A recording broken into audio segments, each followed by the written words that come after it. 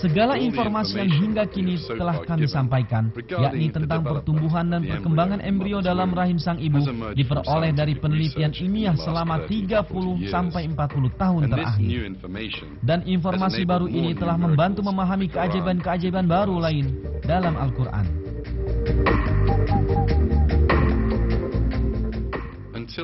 Hingga baru-baru ini, terdapat keyakinan bahwa kerangka terbentuk pada saat yang bersamaan dengan otot. Tetapi penelitian terakhir telah mengungkap kebenaran yang sebelumnya tidak diketahui manusia. Jaringan tulang pertama tumbuh dan terbentuk dalam embrio, dan kemudian jaringan otot terbentuk menyelubungi tulang-tulang ini.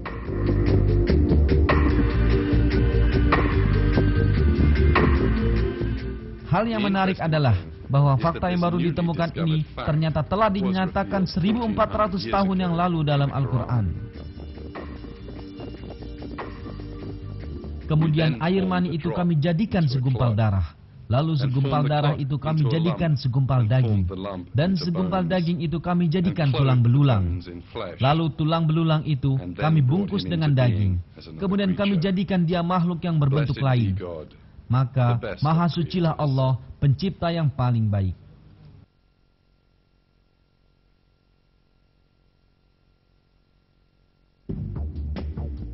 Selain itu, penelitian ilmiah tentang kelahiran telah menunjukkan bahwa bayi mengalami 3 tahapan dalam rahim sang ibu.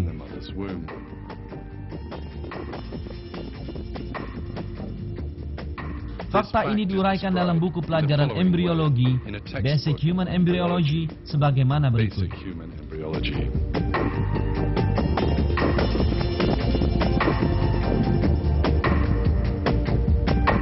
Kehidupan dalam rahim terbentuk melalui 3 fase. Pre-embryonik, 2-5 minggu pertama. Embryonik, hingga akhir minggu ke-8. Dan janin, dari minggu ke-8 hingga masa kelahiran.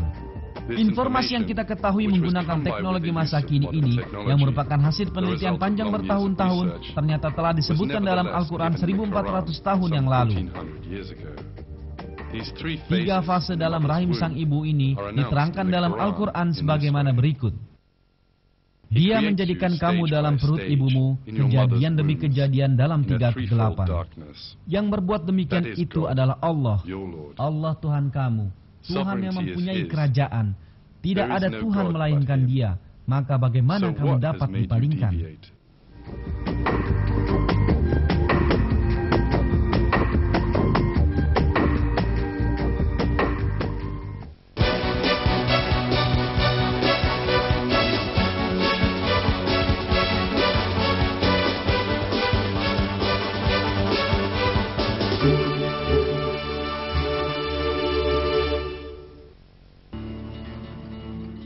Instrumen yang kini Anda saksikan di layar adalah alat medis dengan teknologi paling mutakhir di dunia.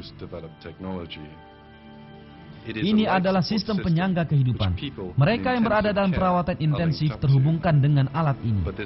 Tapi teknologi sebanyak ini sama sekali kalah ketika dibandingkan dengan sebuah peralatan canggih lainnya.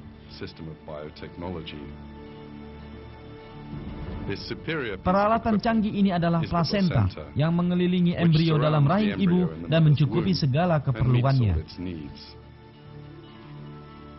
Plasenta berfungsi sebagai mesin dialisis ginjal, mesin jantung paru-paru, dan liver buatan. Ia melakukan semua fungsi ini pada saat yang bersamaan. Ia adalah desain ajaib yang memungkinkan ibu dan bayi tetap hidup. Sel-sel pembentuk plasenta ini mengenali molekul-molekul makanan di antara ribuan molekul yang ada dalam darah sang ibu dan memudahkan molekul-molekul tersebut untuk mencapai sang bayi. Tugas lain dari plasenta adalah melindungi embrio. Sel-sel pertahanan dalam tubuh sang ibu bergerak menuju rahim dan menyerang embrio yang sedang tumbuh. Tapi sel-sel pada lapisan paling luar plasenta membentuk semacam saringan yang terletak antara pembuluh darah ibu dan embrio. Saringan ini meloloskan molekul-molekul makanan dan menahan sel-sel imunitas.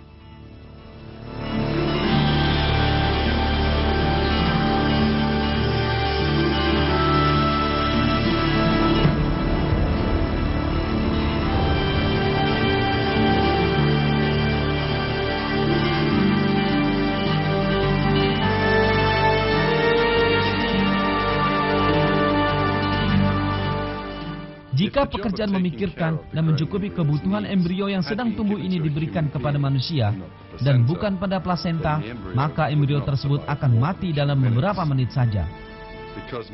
Sebab tidak ada satupun teknologi manusia yang mampu menghitung kebutuhan yang senantiasa berubah ini dan mencukupinya.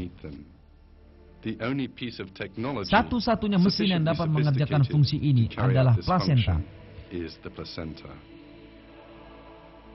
Tali ini memungkinkan terjadinya hubungan antara bayi dan tubuh ibunya.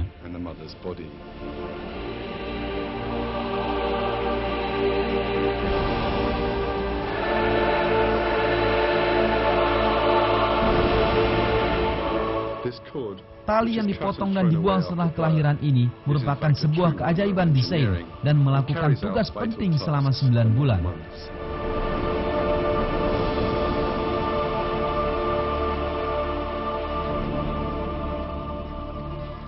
Dalam tali ini terdapat satu pembuluh darah vena dan 2 pembuluh darah arteri. Pembuluh vena membawa makanan dan oksigen ke embrio. Dengan demikian, sang embrio tidak tenggelam meskipun ia hidup dalam lingkungan yang dipenuhi cairan, termasuk paru-parunya yang penuh dengan air.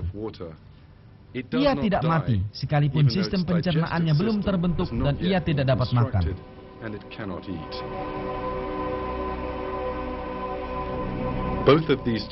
Dua kebutuhan dasar ini disediakan bagi embrio melalui perutnya.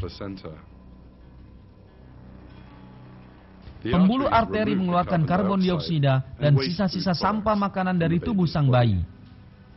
Sang ibu dan embrio yang sedang tumbuh dalam perutnya tersebut, keduanya sama-sama tidak menyadari adanya sebuah sistem ini.